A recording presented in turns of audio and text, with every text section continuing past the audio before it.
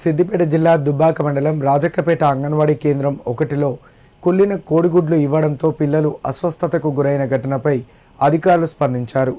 ఈ ఘటనపై మీడియాలో వచ్చిన కథనాల నేపథ్యంలో జిల్లా సంక్షేమాధికారిణి శారద సిడిపిఓ ఎల్ఐఏతో కలిసి అంగన్వాడీ కేంద్రాన్ని సందర్శించారు. అనంతరం అక్కడ సర్పంచ్ పద్మ ఆధ్వర్యంలో ఏర్పాటు చేసిన సమావేశంలో అంగన్వాడీ టీచర్ ఆయాల నిర్లక్ష్యంతోనే ఇట్లాంటి ఘటనలు జరుగుతున్నాయని తమ దృష్టికి తీసుకువచ్చినట్లు వారు తెలిపారు. గతంలో అంగన్వాడీ సిబ్బందికి ఇచ్చిన షోకాజ్ నోటీసును కూడా పరిగణలోకి తీసుకొని పూర్తి స్థాయిలో విచారణ జరిపి తుది నివేదికను కలెక్టర్కు అందజేస్తామన్నారు. అనంతరం అంగన్వాడీ సిబ్బందిపై చర్యలు తీసుకుంటామని తెలిపారు. అంగన్వాడీ కేంద్రాల నిర్వహణలో ఎలాంటి నిర్లక్ష్యం వహించినా సహించేదే లేదని, చిన్నారుల భద్రతకు ఆరోగ్యానికి అత్యంత ప్రాధాన్యమిస్తామన్నారు. ఈ కార్యక్రమంలో ఉప సర్పంచ్ బాలరెడ్డి, అంగన్వాడీ సూపర్వైజర్లు, గ్రామ వార్డు సభ్యులు, గ్రామస్తులు పాల్గొన్నారు. డిస్ట్రిక్ట్ వెల్ఫేర్ ఆఫీసర్గా పనిచేస్తున్నాను.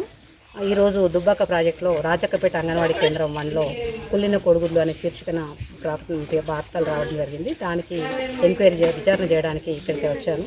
ఇక్కడ గ్రామ సర్పంచ్ గారి అధ్యక్షతని అందరినీ బెనిఫిషరీస్ని కలవడం జరిగింది. వాళ్ళందరూ కూడా ఏం చెప్తున్నారంటే ఇక్కడ అంగన్వాడీ టీచర్ను హెల్పర్ కూడా కొంచెం నిర్లక్ష్యంగా ఉండడం వల్లనే ఇలాంటి సంఘటనలు జరుగుతూ ఉన్నాయి. కాబట్టి వాళ్ళపై చర్యలు తీసుకోమని వాళ్ళు చెప్తా ఉన్నారు.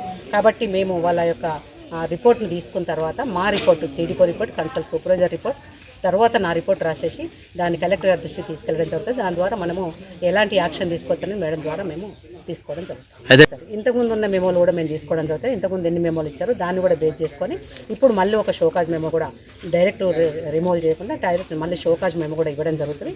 ఇచ్చిన తర్వాత దాని ప్రాసెస్ని మళ్ళీ కంటిన్యూ చేస్తాము. ఇక్కడ ప్రతి ఒక్కరు ఒక బెనిఫిషరీ కాకుండా ఒక ఇద్దరు ముగ్గురు బెనిఫిషరీ తప్ప మిగతా బెనిఫిషరీ అంతా కూడా అంగన్వాడీ టీచర్ కూడా కొంచెం ఆ లీవ్లో ఉన్నది. ముఖ్యంగా ఈ ఎగ్స్ పెట్టినప్పుడు అదొక కారణము. తర్వాత ఆయా కూడా కొంచెం హెల్త్ ప్రాబ్లమ్స్ ఉన్నాయని ఇక్కడ చెప్తా ఉన్నారు. హెల్త్ ఇష్యూ ఉండడం వల్లనే కొన్ని ఇబ్బందులు ఎదురవుతున్నాయి. మాకు ఆయా వద్దని చెప్పారు. ఆయాతో పాటు టీచర్ కూడా నిర్లక్ష్యం ఉందని కూడా చెప్తా ఉన్నారు. మరి దానికి మేము మళ్ళీ ఒకసారి గ్రామ సర్పంచ్ గారి ద్వారా ఒక లెటర్ తీసుకోవడం జరుగుతుంది. బెనిఫిషరీ ద్వారా కూడా లెటర్ తీసుకుంటున్నాం. కన్సల్ట్ సిడిపో ద్వారా మేము రిపోర్ట్ తీసుకొని శాఖాపరమైన చర్యలు తీసుకుంటాం.